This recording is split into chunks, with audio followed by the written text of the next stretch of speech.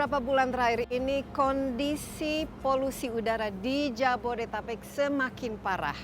Bahkan bisa dikatakan sudah memasuki tahap yang kritis. Masyarakat juga semakin mengeluh ya akibat kualitas udara yang semakin memburuk dan menuntut agar pemerintah melakukan sesuatu, mengambil langkah konkret untuk mengurangi tingkat keparahan polusi udara khususnya di Jabodetabek. Memang polusi udara itu dampaknya sangat buruk bagi kesehatan kita, khususnya bagi anak-anak dan juga mereka yang rentan terhadap penyakit. Nah, persisnya seperti apa kualitas udara khususnya di Jakarta saat ini dan langkah apa saja yang perlu dilakukan untuk mengurangi dan mengatasinya segera. Insight with Desi Anwar kali ini akan membahasnya.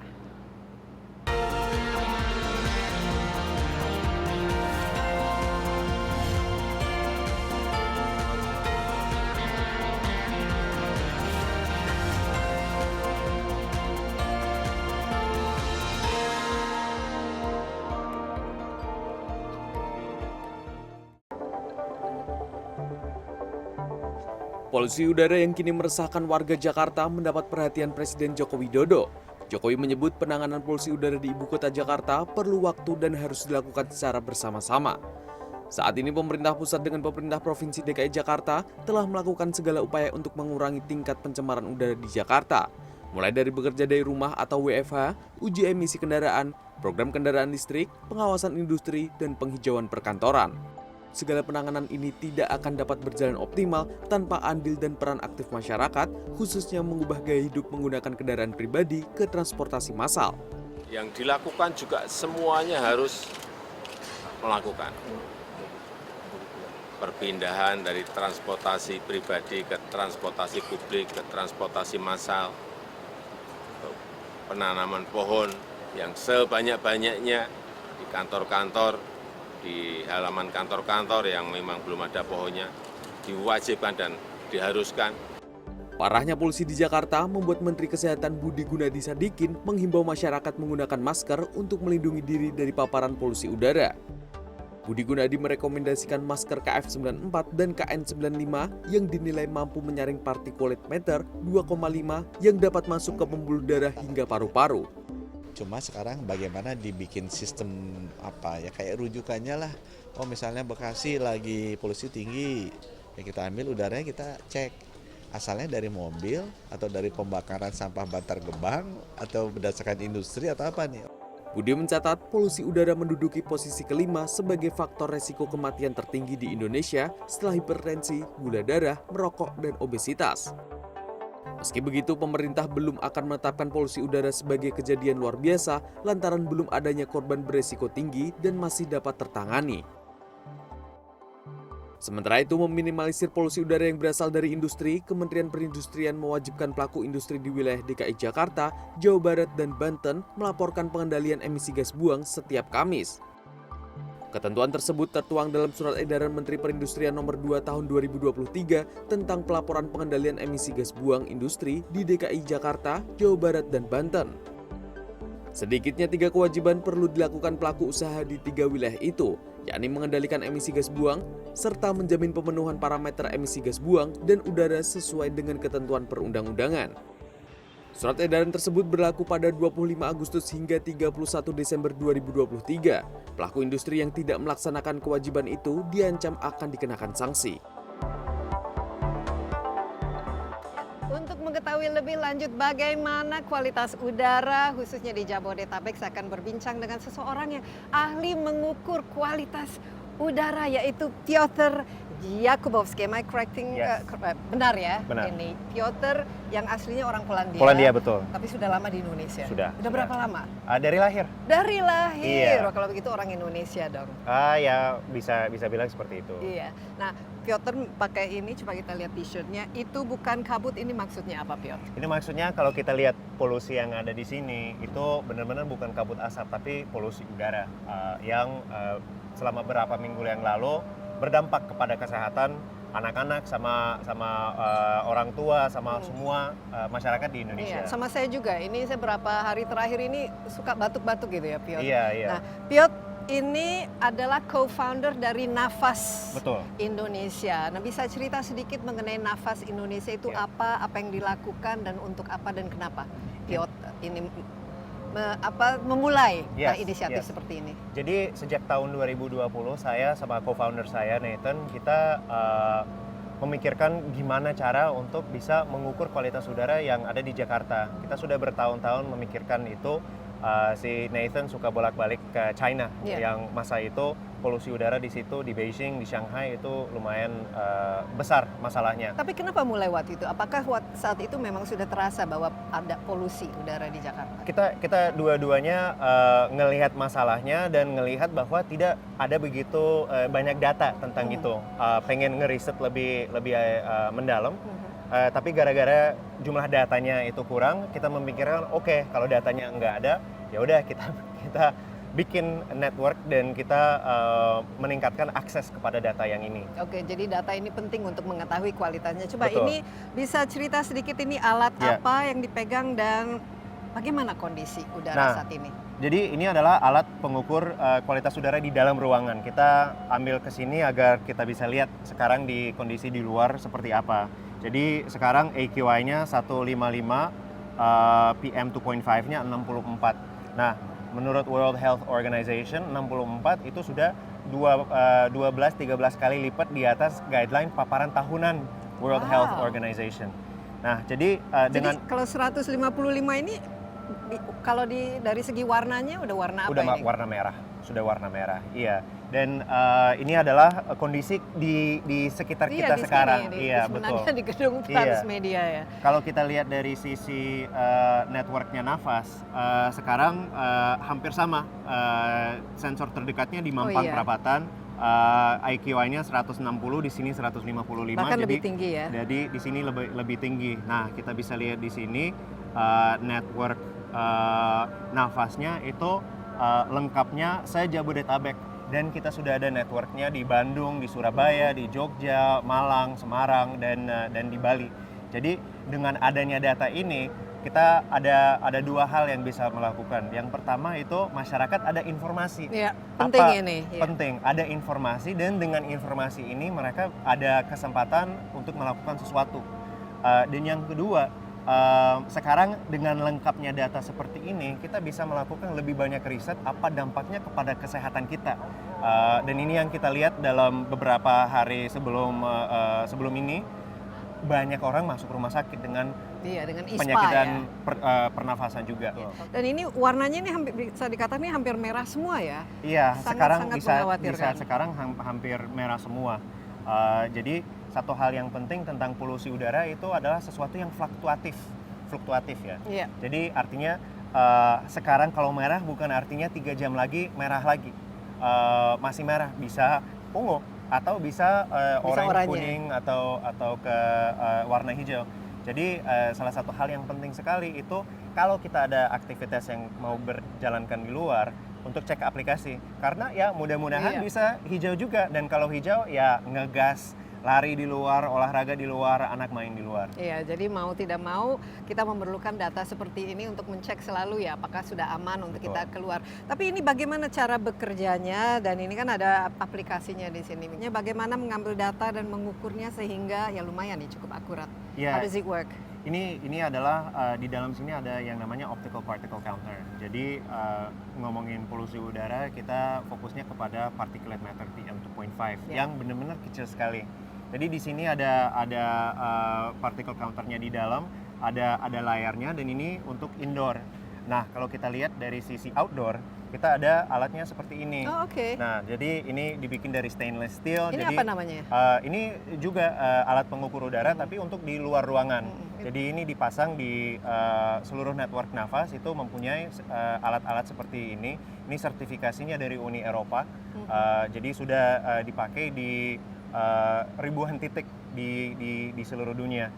Dan ini datanya dari GSM masuk kepada network, dan kita bisa lihat datanya di aplikasi. Di aplikasi ya. Dan datanya aplikasinya namanya apa? Namanya Nafas. Aplikasinya namanya Nafas, dan ini bisa di-download di smartphone tentu saja. Nah, ini ini ada sensornya ya, itu Sensornya di dalam di sini. dalam. Ini Iya. apaan? Ini adalah antena Antenanya. GSM. Ini Iya. cakupannya berapa luas? Rekomendasinya di instalasi sekitar 500 meter. Tapi kadang-kadang dari polusi hyperlokal, misalnya bisa ada kebakaran sampah Iya. di sebelahnya yang lebih terdampak kepada sensor ini. Jadi sekarang di Jakarta sensornya 120 Jabodetabek, dan kita berharap ke depan Ada bisa naik. 120. Ada 120 ini. Ya. Dan ini bisa memberikan gambaran yang cukup lengkap ya Cukup mengenai lengkap, data iya. dari kualitas udara Nah. di Jabodetabek. Betul, dan datanya itu melengkapi data yang ada dari pemerintah. Jadi ini bukan solusi untuk menggantikan data pemerintah, ini adalah sesuatu yang harus Untuk melengkapi. melengkapi data pemerintah. Tapi Piot, ini kelihatannya polusinya sudah mulai mengganggu ini, tenggorokannya udah mulai Iya, gatal-gatal. sudah. Bagaimana kalau kita pindah ke dalam ruangan? Tapi ngomong-ngomong, jangan-jangan di ruangan kita juga nggak terlalu sehat. Kita nyalain purifier. Kita nyalain Iya. purifier. Oke, kita break sebentar. Tetaplah bersama Insight with Desi Anwar. Kami akan segera kembali.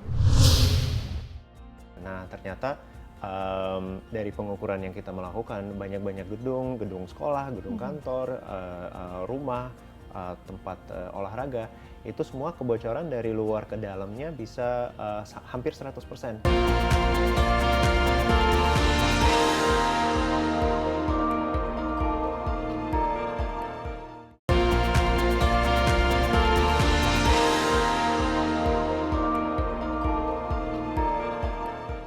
Ya, kembali bersama Insight with Desi Anwar. Kita membahas mengenai kualitas udara, khususnya di Jabodetabek yang semakin lama semakin parah polusinya. Tadi kita sudah di luar, sekarang kita pindah ke dalam untuk istilahnya mengurangi polusi yang masuk ke paru-paru kita. Dan saya ditemani oleh Piotr Jakubowski. Dia adalah co-founder dari Nafas Indonesia yang merupakan ahlinya dalam pengukuran kualitas udara khususnya di Jabodetabek. Nah, Piotr, tadi kita sudah mengukur kualitas udara di luar biasa buruknya 151. Tadi Betul. bahkan tadi kita sempat 155 ya. Ya. Di dalam. Di dalamnya 122. 122 ini oranye. Nah, mungkin saya juga agak kaget ya, seharusnya Ya. kalau kita di dalam kan wah jauh lebih sehat, lebih bersih. Ini kira-kira apa ya? Ini gedung gedung kita ini, dan kenapa kok bisa begitu tinggi ya? Unhealthy katanya di sini. Unhealthy for sensitive groups ya. Jadi salah satu hal yang kita lihat dari Nafas sejak 3 tahun yang lalu itu udara luar ruangan sama dalam ruangan itu ada relationship-nya, right? Jadi mungkin dari sisi psikologis kita masuk ke dalam gedung Iya. nyaman, apalagi ada AC, AC-nya ada, jendelanya tidak panas, ditutup. jendelanya ditutup, kita kira dalamnya aman juga. Nah, ternyata dari pengukuran yang kita melakukan, banyak-banyak gedung sekolah, gedung kantor, rumah, tempat olahraga, itu semua kebocoran dari luar ke dalamnya bisa hampir 100% di 100%. masing-masing tempat. Nah, ini kenapa bisa terjadi? Karena particulate matter PM 2.5 yang debu polusi ini kecil sekali, dan sekecil bisa lewat filtrasi yang kita ada dalam gedung, yang filtrasi di dalam AC, dan akhirnya masuk lewat dari celah-celah itu central air-nya bisa masuk. gedung. Iya, betul. Iya. Tapi Piotr sendiri melihat ini kita kan di gedung Transmedia ya, Iya. ini gedung perkantoran dan banyak AC dan lain sebagainya, dan tidak ada jendela yang terbuka. Apa kira-kira yang memberikan kontribusi Iya. terhadap tingginya? Jadi semua gedung besar ada yang namanya outdoor supply air rate. Jadi pertukaran udaranya secara gedung itu harus melakukan beberapa kali per jam untuk bisa meningkatkan ventilasi di dalam gedung. Nah, masalahnya itu di outdoor supply ini tidak terpasang filtrasi yang tepat untuk kondisi yang kita ada di luar. Oke, ini sekalian, ini karena merupakan informasi yang sangat penting, dan dalam praktisnya, apa kira-kira yang perlu dilakukan terhadap sebuah gedung atau rumah untuk mengurangi tingkat polusi udaranya masuk sedemikian rupa? Jadi ultimate solutionnya itu mengurangi sumber agar kita tidak ada polusinya ya. Tapi Iya, tapi ini kan agak susah. Iya, Ini iya. itu di luar apa yang kita bisa lakukan. Jadi untuk gedung-gedung yang ada central air system itu harusnya melakukan upgrade central air systemnya agar ada filtrasi ini. Jadi itu hal yang pertama. Nah, untuk tempat-tempat yang tidak ada central air system, kita benar-benar harus pakai air purifier, penyaring udara. Nah, itu efektif, air Itu purifier. efektif. Kenapa? Karena air purifier dengan adanya HEPA filter itu bisa benar-benar mengeliminasi polusi udara yang ada di udara kita. Ditangkap di filter dan ya setiap 1, 2, 3 bulan tergantung dari pemakaiannya ya kita buka, ya dalamnya hampir hitam ya, Iya. jelek banget. Nah, itu adalah kotoran yang tidak masuk kepada paru-paru kita. Dan sayangnya sampai kita ada solusi di luar ruangan, Jadi kita dalam mau tinggal- tidak mau kita harus bersihkan. Betul. Tapi kan sekarang banyak sekali air purifier, jenis-jenis air purifier ini juga kan Iya. perlu ya informasi dan edukasi Betul. yang mana yang mungkin kita merasa bahwa ini saya udah pakai air purifier, Iya. tapi ternyata menggunakan ini masih levelnya tinggi. Iya. Jadi apa jenis-jenis yang paling efektif untuk mengurangi polusi di dalam ruangan? Jadi ada tiga hal yang kita selalu kasih sebagai tips. Yang pertama, menurut The Lancet dan menurut peneliti dari US, yang penting adanya HEPA filter tanpa teknologi tambahan. Oke, HEPA itu apa ya sebenarnya? High efficiency particulate Oke. filter. Jadi dengan HEPA filternya ini itu sudah enough, Cukup, ya? cukup, sudah tidak harus ada teknologi tambahan. Apalagi teknologi tambahan ini ada kemungkinan untuk mengeluarkan ozon yang juga berbahaya Bisa. kepada kesehatan kita. Jadi menurut The Lancet, HEPA filter only. Nah, yang kedua, kita harus sesuaikan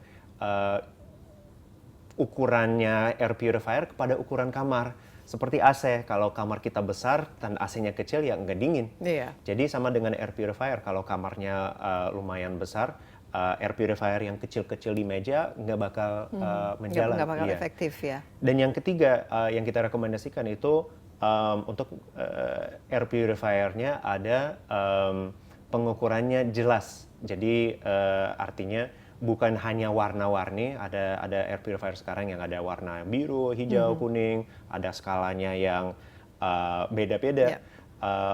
Tapi tidak ada dengan cara jelas, oke ini artinya PM 2.5-nya berapa. Jadi ada beberapa air purifier-nya yang ada angkanya dan kita bisa lihat PM 2.5-nya berapa, AQI-nya berapa, dan dari situ kita baru tahu apakah kualitas udara dalamnya bagus atau enggak. Ya, jadi penting untuk mengukur kualitas udara. Nah, ini sangat penting ini kita Ya. miliki. Ini desain yang dibuat oleh Nafas Iya, Indonesia. Mungkin jadi- bisa cerita sedikit dan apakah bagaimana cara menggunakannya dan ini memang bisa kita beli di mana-mana. Iya, jadi untuk ini namanya area air test. Ini adalah alat pengukur udara yang kita membikin sendiri. Ternyata manufacturingnya di Jabodetabek juga. Jadi sebenarnya ini adalah produk yang dibuat produk lokal ya? di Indonesia. Ya. Sudah jual berapa sekarang ini? Dan apakah- Sudah secara online sudah pernah jual lumayan banyak. Ini adalah produk yang dari sisi kehidupan sehari-hari kita lumayan baru karena kita baru masuk kepada tahap edukasi tentang masalah ini. Tapi sebenarnya kenapa kita akhirnya bikin sendiri? Karena pas kita mulai riset tentang masalah ini, kita lihat ini bukan cuma masalah luar ruangan, tapi dalam ruangan dalam juga. ruangan juga ya? Dan waktu itu ya di produk-produk yang tersedia di Indonesia kita nggak lihat yang cocok untuk pemakaian pribadi, apalagi untuk pemakaian orang yang lain juga. Jadi daripada kita coba pakai yang lain, kita bikin sendiri dengan spesifikasi yang tepat untuk kita secara Dan pribadi. ini bisa dikatakan lumayan akurat ya, Piotr ya? Iya, ini semuanya dikalibrasi dengan cara yang bagus sebelum keluar. Dan balik lagi ini adalah mengkasih kita contoh, Ya. right?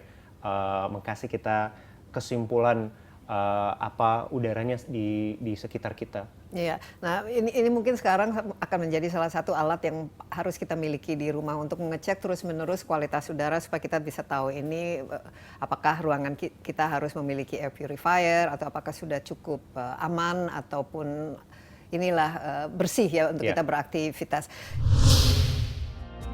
Dengan adanya perbatasan itu tidak selalu berdampak kepada polusi udara.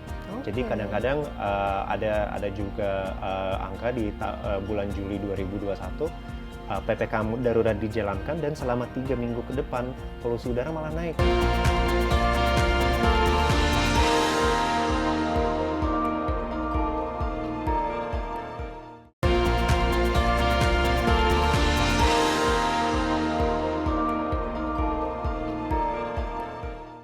Data yang dimiliki Piotr oleh Nafas Indonesia sejak mulainya aktivitas ini, inisiatif ini sudah cukup lama kan? Iya. Dua tahun lebih kan? 3 tahun lebih. Sudah 3 tahun. Bagaimana Piotr melihat ini tren dari kualitas udara khususnya di tempat-tempat yang memang diukur oleh sensor? Kalau kita lihat dari luar ruangan itu memang perbedaan antara 3 tahun ke belakang itu nggak begitu besar. Nggak begitu besar? Iya. Cuman mungkin pas COVID kan sempat bagus kan udara kita, Pak? Ada hari di mana polusi udaranya rendah, tapi secara rata-rata itu perbedaannya nggak begitu besar.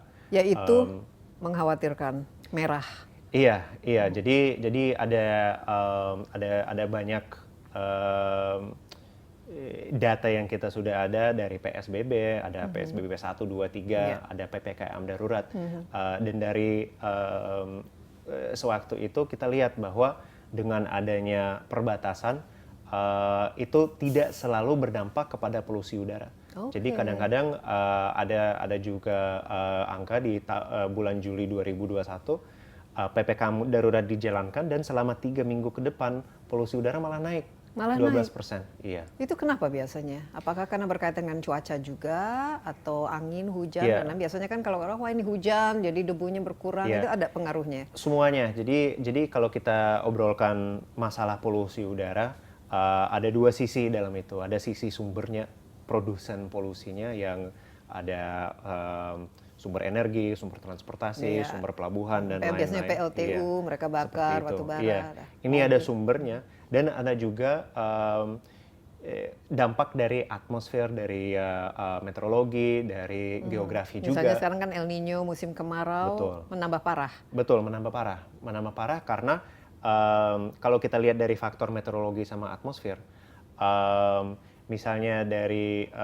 hujan dibandingkan angin, anginnya lebih pengaruh untuk bisa menghalau. Iya, karena dibawa ke tempat lain polusinya. Nah, anginnya bisa juga bawa polusi dari tempat lain ke daerah kita. Apalagi kalau salah tiup angin, salah tiup arah ya. Betul. Jadi dengan BMKG kemarin berinformasikan bahwa kita di musim kemarau tahun El Nino, jadi ada kemungkinan musim kemaraunya lebih panjang. Nah, dengan di dalam musim kemarau, anginnya nggak segitu banyak, atmosfernya jadi stabil. Jadi polusi udara kalau ada banyak bisa numpuk di satu tempat. Dan ini biasanya kita kelihatan kalau misalnya naik pesawat mau turun, wah ini seolah-olah ada smog ya. Betul.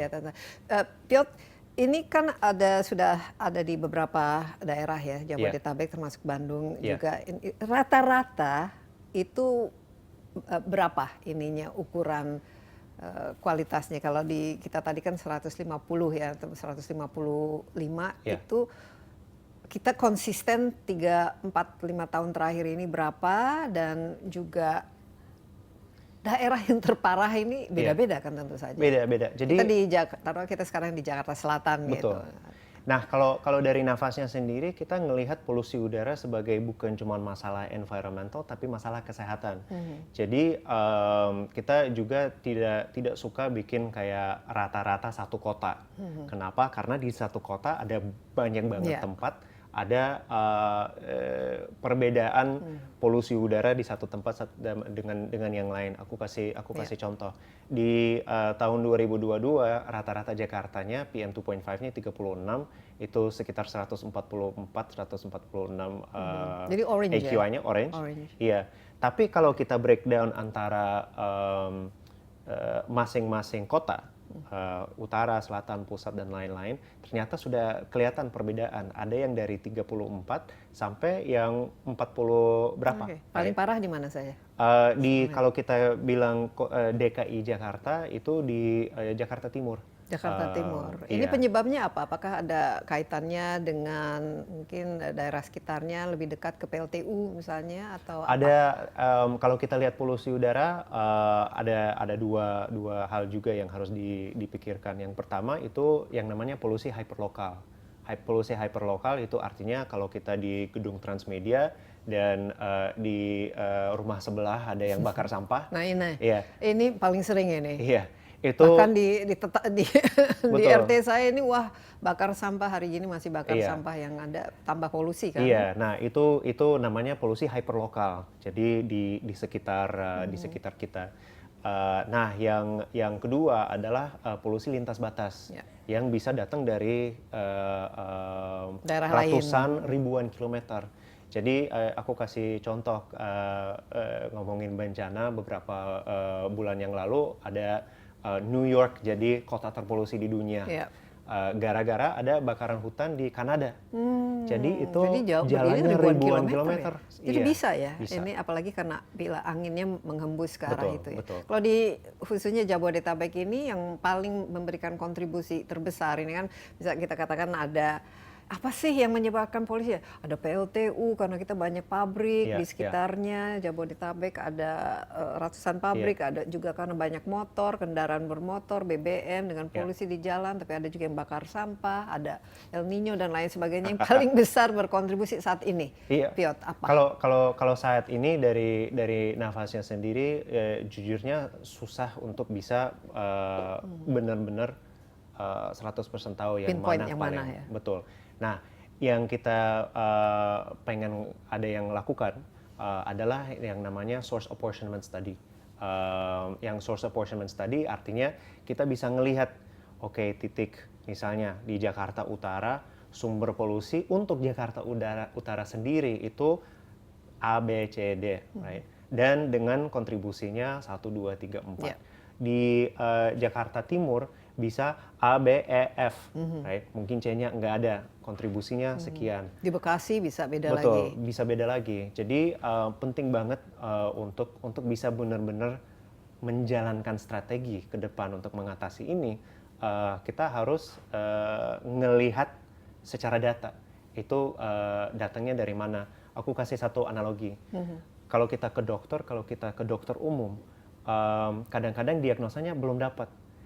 Dokter umum bilang apa? Kita harus menjalankan lebih banyak tes. Ada tes darah, ada rentgen, ada CT scan, ada MRI, dan lain-lain. Nah, dengan hasil data tes itu, baru kita tahu, oke, strategi untuk menangani penyakit ini adalah A, B, C, D. Gitu. Mungkin harus ke dokter spesialis ya Betul. berikutnya. Oke, kalau begitu sekarang solusinya, dan saya lihat kan pemerintah sekarang cukup tanggap ya agak karena memang ini masyarakat juga sudah banyak yang mengeluh, mengkritik, harus melakukan sesuatu, dan daripada berantem mengenai sumbernya dari mana, salah siapa, menurut Piot dengan data yang dimiliki ini, kira-kira solusi yang paling efektif bagi pemerintah untuk mengatasinya ini seperti apa? Kalau kita bilang apa solusinya, aku mungkin highlight solusi yang jangka waktunya medium sampai long term. Karena NAFAS sudah disupport beberapa saintis di seluruh dunia, dari atmospheric science, dari indoor science juga, dan kita memikirkan medium and long term. Nah, jadi hal yang paling penting yang bisa dilakukan itu source apportionment study sama emissions inventory itu, agar kita benar-benar bisa tahu mengidentifikasi apa sebabnya di mana. Iya. Ini sudah dimulai. Ini adalah sesuatu yang lumayan mahal. Dan sudah pernah ada penelitian seperti ini di Indonesia yang saya lihat terakhirnya tahun 2020, tapi sekarang kita 2023 seharusnya kita bisa menjalankan lagi. Nah, dengan ada informasi dari situ, baru kita bisa lihat, oke, apa yang kita harus lakukan, solusi yang tepat, yang balik lagi jangka waktunya bakal lumayan panjang. Jadi kalau misalnya ada work from home, itu lebih ke jangka pendek ya? Atau jangka pendek, iya. Jadi untuk itu benar-benar kita testing strateginya, lihat sekarang, tapi sebenarnya yang paling penting itu kita sudah lihat jangka waktu yang medium sama long term. Iya. Yang paling membuat ini terakhir, karena Piotr kan punya anak ya kalau tidak salah, membuat Piotr sendiri risau ya dengan adanya kualitas udara begitu buruknya, dan kira-kira yang membuat bikin semangat lah untuk supaya nafas Indonesia juga bisa digunakan bagi semua orang itu apa? Itu adalah dampak kepada kesehatan. Jadi ya mau nggak mau polusinya ada, dan kalau kita tidak ada planning untuk jangka waktu yang medium sama long term, itu bakal ada juga. Jadi dengan adanya data seperti nafas, kita benar-benar bisa ngedorong riset tentang masalah ini. Sudah kita mulai kerjasama dengan rumah sakit, dengan telemedicine aplikasi juga, untuk ambil data kualitas udara dan data kesehatan dan dibikin satu. Nah, dengan informasi seperti itu, kami berharap itu bisa mendorong policy-policy yang akan dibikin ke depan. Jadi nafas Indonesia sendiri nafasnya cukup panjang. Selama ini support bagus dari segi funding, dan mungkin agak cepat saja mengenai apa yang mendukung selama ini kegiatannya. Iya, jadi yang mendukung itu ya kita membangun fondasi untuk beberapa industri clean tech juga. Salah satu hal tentang semua masalah yang terkait dengan polusi udara itu di luar regulasi kita perlu inovasi juga. Dan mudah-mudahan ke depan dari pemerintah kita sudah ada beberapa proyek tentang 1000 startup dan ngedorong perkembangan startup. Inovasi menurut kita yang ada keperluan itu adalah gimana kita bisa mengatasi sumber-sumber ini.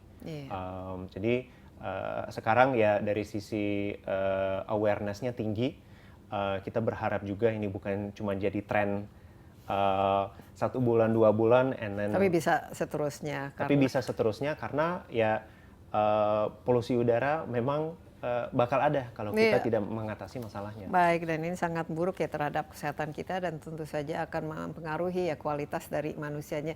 Piotr, terima kasih banyak atas insight-nya, dan semoga mendapatkan dukungan supaya nafas Indonesia juga memiliki nafas yang panjang sehingga bisa melakukan riset dan memberikan informasi. Ini semua kita butuhin sekarang.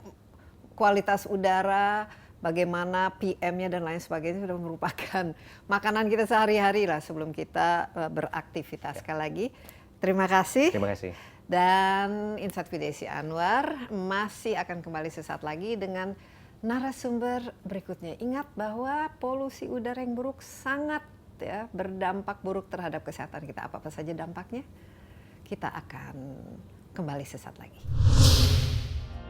Polusi udara juga berkaitan dengan kematian dini dan kualitas hidup yang berkurang. Artinya kalau tadi kita bicara tentang konsekuensi kesehatan jangka panjang, penyakit-penyakit itu kan tentu juga mengurangi kualitas hidup.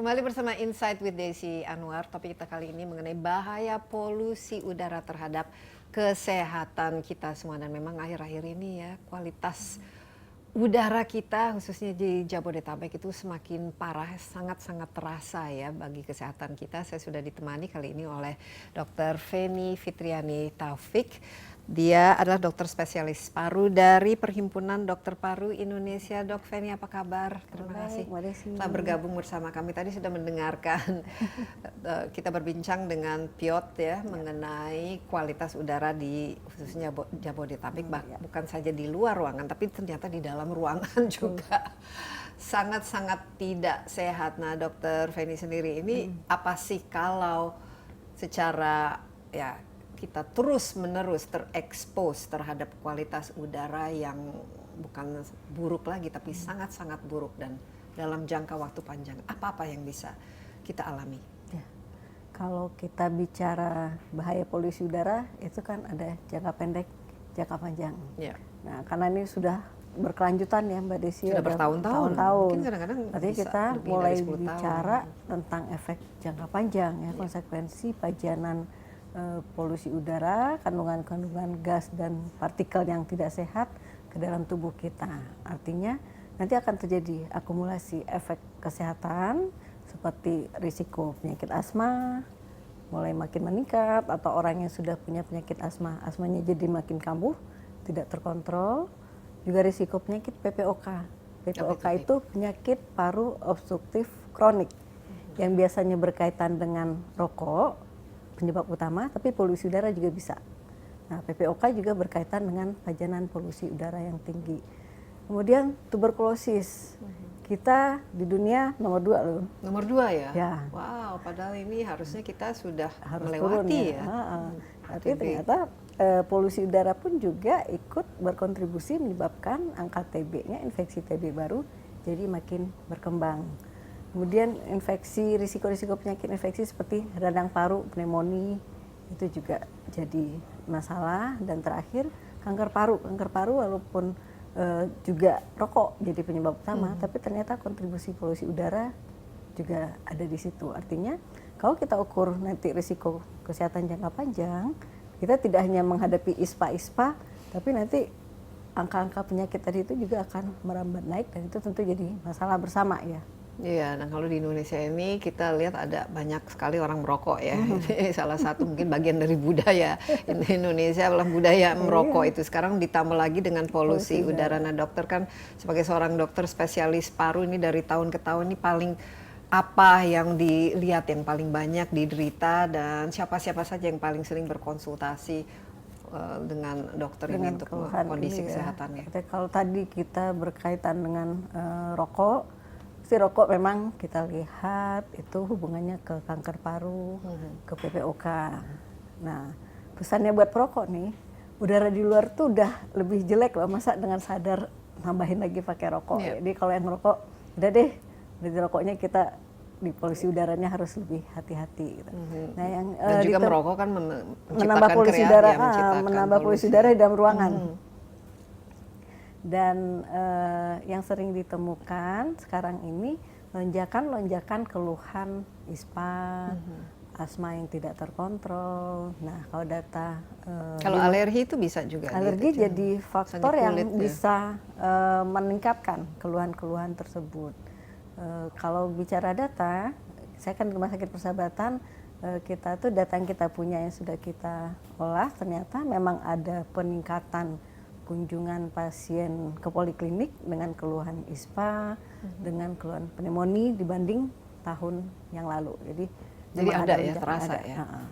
Untuk lingkungan persahabatan, Rumah Sakit Persahabatan. Iya, ini pasti mencerminkan lah kondisi pada keseluruhannya. Memang semakin lama semakin meningkat ya. Artinya kita baru bisa bicara itu untuk persahabatan karena data yang kita olah, ya apakah itu di rumah sakit lain, lingkungan lain bisa lebih tinggi sama atau lebih rendah, tentu juga perlu kajian khusus ya. Ya dari segi inilah fatality rate gitu, apakah mengurangi inilah umur panjang kita ini kalau terus menerus kita terpapar polusi udara yang buruk ini? Ya karena polusi udara juga berkaitan dengan kematian dini dan kualitas hidup yang berkurang. Artinya kalau tadi kita bicara tentang konsekuensi kesehatan jangka panjang, penyakit-penyakit itu kan tentu juga mengurangi kualitas hidup, angka kesakitan yang tinggi, kesakitan yang tinggi kalau tidak teratasi dengan mortalitas kan, kematian nanti konsekuensinya. Iya, khusus untuk anak-anak ya. Ini apakah ada perbedaan bagaimana anak-anak terpapar dan dampaknya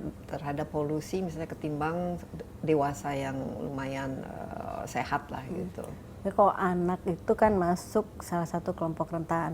Dari kelompok rentan ibu hamil, lansia, dan orang-orang dengan penyakit kronik. Anak-anak perlu perhatian khusus juga karena mereka satu, frekuensi napasnya itu lebih cepat daripada anak-anak orang. lebih cepat ya, dibanding orang dewasa. Artinya dia menghirup udara itu pasti frekuensi lebih sering daripada orang dewasa. Itu juga meningkatkan risiko bisa terpajan polutannya jadi masuk lebih banyak. Kemudian anak-anak itu kan masih dalam pertumbuhan, saluran napasnya belum sempurna, sistem imunnya juga belum bagus, sehingga kalau terpajan polusi udara itu yang terjadi ISPA paling sering, batuk pilek berulang karena pengaruh udara. Nah, di kalau luar. ini terus-menerus bagaimana mereka kalau semakin Iya, lama terus-menerus semakin besar, akhirnya apa dampak yang sangat itu bisa berkaitan juga dengan pertumbuhan saluran napas yang terganggu, fungsi saluran napasnya juga, fungsi parunya juga kan terganggu, risiko asma meningkat, dan nanti tuh jadi PR di saat dia dewasa muda kan.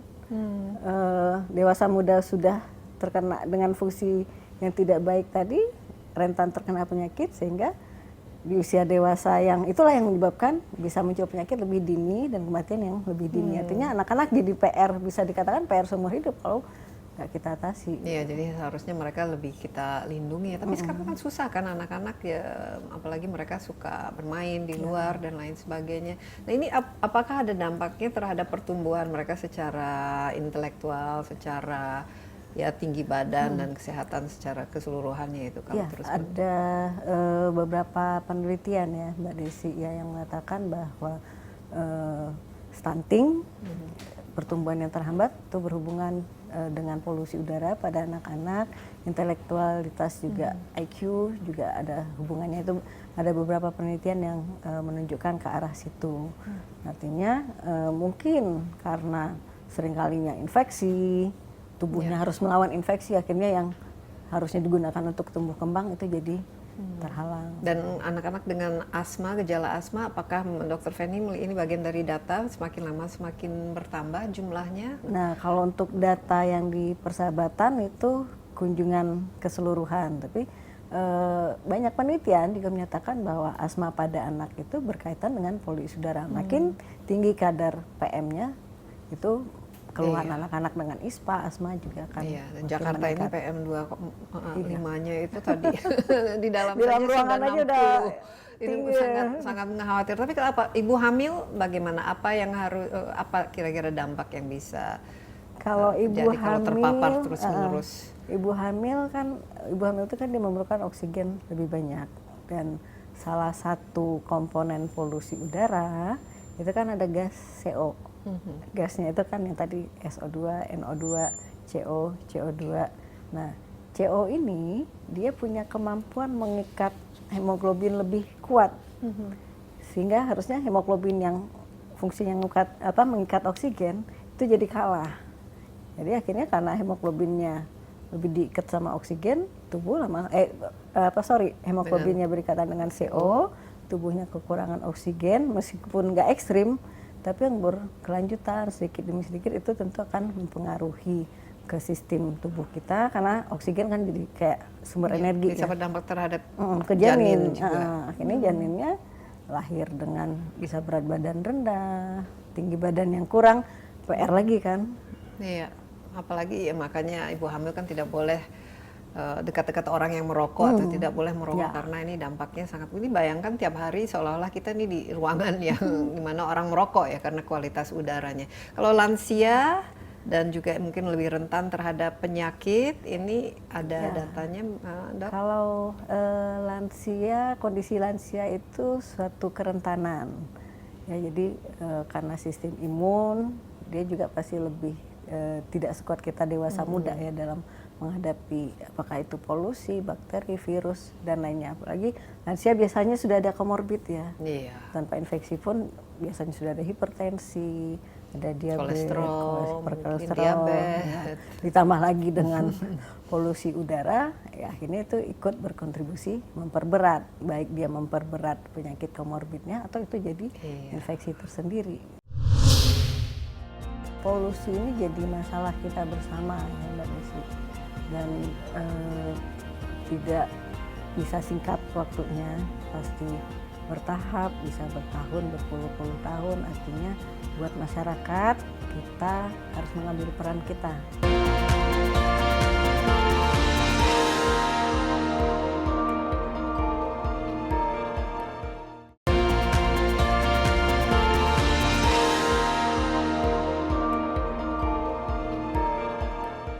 Dok, orang Indonesia ini kalau dibanding dengan negara-negara lain ini bagaimana sih kondisi kesehatannya secara keseluruhan, khususnya yang berkaitan dengan basic ya sebenarnya paru. Ini kan bernafas, semua orang kita perlu bernafas untuk hidup ya, tanpa sekarang udara segar semakin lama semakin langka gitu. Kalau angka harapan hidup sepertinya meningkat ya Mbak, tapi kualitas hidup hidup ya yang harus kita lihat lebih dalam ya. Mungkin perlu dilihat kalau di luar kan usia 80 tahun itu masih jalan-jalan ya, masih bisa traveling. Nah, kalau di Indonesia mungkin sudah ada tapi dalam jumlah yang lebih sedikit ya. Iya. Dan kalau mau traveling juga atau mau keluar kan sekarang semakin susah ya, karena udaranya polusi. Jadi kalau kita mau olahraga juga agak repot, bahkan justru kita menghirup udara banyak yang syaratnya, banyak syaratnya. Ini saat ini yang memang kita istilahnya mau tidak mau ya hidup dalam kondisi yang sangat tidak nyaman. Cara-cara untuk supaya kita minimal tetap sehat, tetap bugar, dan inilah kualitas hidup kita bisa terjaga walaupun di dalam ruangan saja sudah 122 tadi kita dalam monitor. Apa yang harus dilakukan?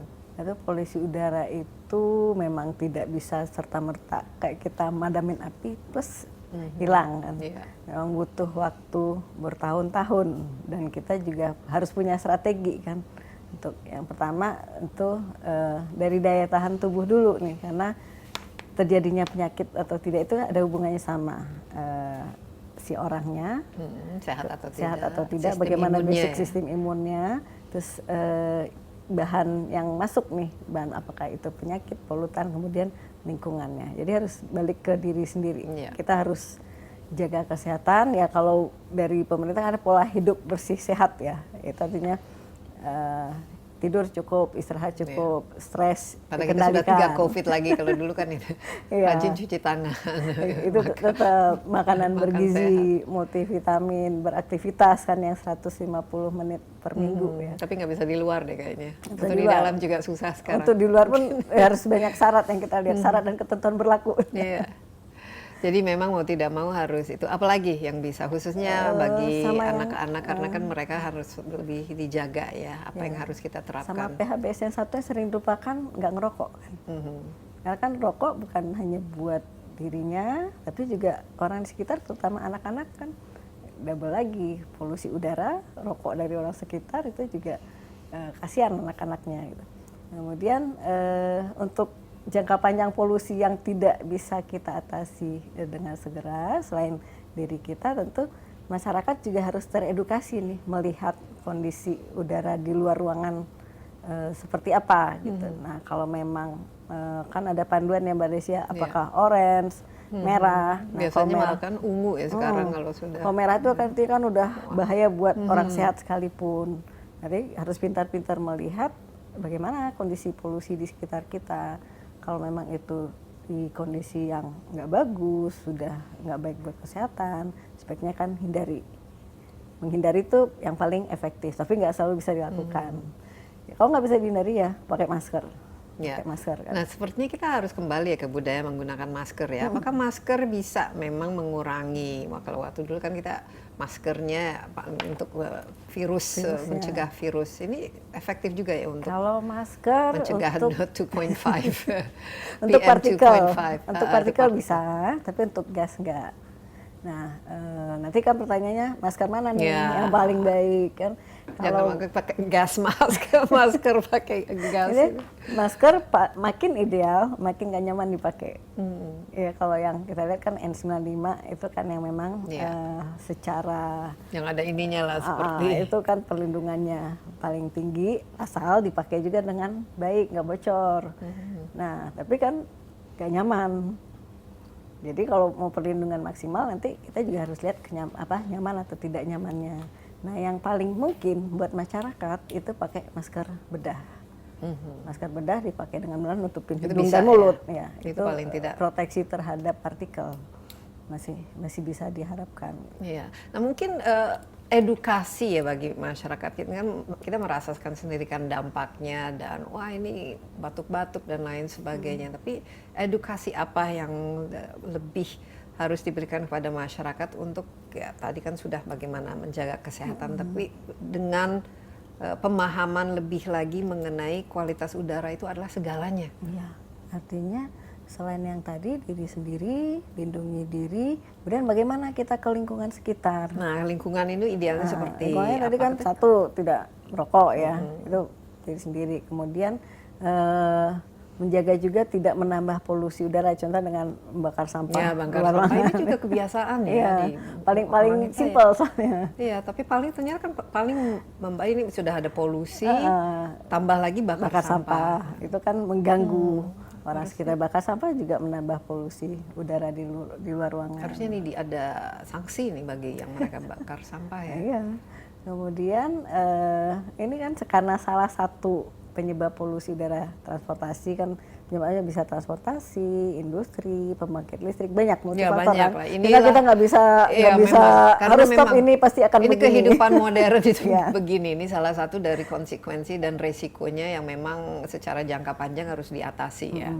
Misalnya tidak ada lagi pabrik dekat ini tempat orang, tempat pemukiman dan juga mungkin mobilnya harus juga motornya juga motor listrik dan lain sebagainya. Tapi kalau yang kita sendiri bisa lakukan misalnya, ya artinya mencoba beralih ke transportasi umum ya Mbak Desi ya. Diharapkan MRT, atau mobil listrik bagi yang mampu gitu, itu diharapkan ada kontribusinya untuk mengurangi polusi udara dari sisi transportasi, walaupun bukan single faktor loh, pasti kan banyak lagi yang harus kita lakukan. Gitu. Ya, apalagi kita sekarang musim kemarau, El Nino, sehingga kan tidak ada angin, jadi polusinya juga nggak kemana-mana. Kalau misalnya tanaman, nah ini sebagai salah satu untuk memberikan udara segar di sekitar kita, seberapa efektif? Kalau dari penelitian peran tanaman ada, tapi kecil. Jadi misalnya kalau ada tanaman di dalam ruangan, tanaman hidup gitu, itu tidak terlalu banyak ya pengaruhnya? Tidak terlalu banyak, tapi ya dibandingkan tidak menanam apapun, tapi harus diperhatikan juga kan jenis tanamannya, apakah dia menyerap oksigen, apa menyerap gas-gas yang berbahaya. Tapi kan ada tanaman-tanaman yang katanya memang menyerap inilah. Tapi di penelitian pengaruhnya tidak terlalu signifikan ya. Tapi ruang hijau mungkin penting juga kan di perkotaan untuk menyerap ini CO2-nya. Nah, Dok, ini kan kita juga edukasi ya untuk masyarakat, kira-kira apa yang harus diperhatikan dan juga mungkin awareness terhadap ya kondisi ini. Kondisi ini, polusi ini jadi masalah kita bersama ya Mbak Desi. Dan tidak bisa singkat waktunya, pasti bertahap, bisa bertahun, berpuluh-puluh tahun. Artinya buat masyarakat kita harus mengambil peran kita. Jangan lihat orang lain dulu, yang lain nanti kan juga punya porsinya masing-masing. Ya seperti tadi, karena kesehatan yang penting ya menjaganya yang harus dijaga dengan baik juga. Kemudian tadi tidak berkontribusi, menambah. Dan kalau buat kelompok rentan, kalau memang punya keluhan pernapasan, segera ke dokter, jangan tunggu, akhirnya nanti jadi makin parah kan. Itu kan juga tadi berhubungan dengan perbaikan kesehatannya, kualitas hidupnya. Nah itu yang kalau khusus untuk anak-anak bagaimana? Karena kan mereka nggak bisa diam, ya nggak bisa dikurung juga di rumah. Ini apa kira-kira yang bisa dilakukan supaya mereka tidak terlalu terpapar? Peran orang tua ya, orang tua harus kreatif nih membuat gimana anak-anak tetap asik main dalam rumah misalnya, atau memang Karena anak-anak dalam kalau disuruh pakai rumahnya juga masker kena nggak bisa ya. polusi. Ternyata di rumahnya juga masih bisa masuk partikel. Partikel masih bisa 2,5-nya. masuk, orang tua diharapkan nggak ngerokok dalam rumah. Iya. Jadi untuk anak ya vaksinasi juga imunisasi ya, imunisasi dari yang wajib oleh pemerintah itu kan jangan dilupakan. Kemudian ya balik lagi ke awareness-nya, kalau bagaimana kalau memang ada keluhan pernapasan, batuk, pilek itu segera dibawa, karena kan tadi infeksi yang berkelanjutan itu konsekuensinya banyak kan, ke kesehatan pernapasan, perkembangan sistem napasnya, tumbuh kembang, intelektual. Iya. Nah, itu yang Jangka panjangnya jangka buruklah panjang. prognosisnya kalau terus menerus ya kita terpapar dalam kondisi ini. Jadi ya kita coba hidup sehat paling tidak untuk mengurangi lah Dampak-dampak yang dampaknya, meminimalisir prevention. ya. Seperti itu, tapi sebenarnya kita justru harus mengatasi sumber dari polusi itu tersebut ya. Ini yang harus kita lakukan. Ini yang punya kebiasaan merokok juga jangan merokok.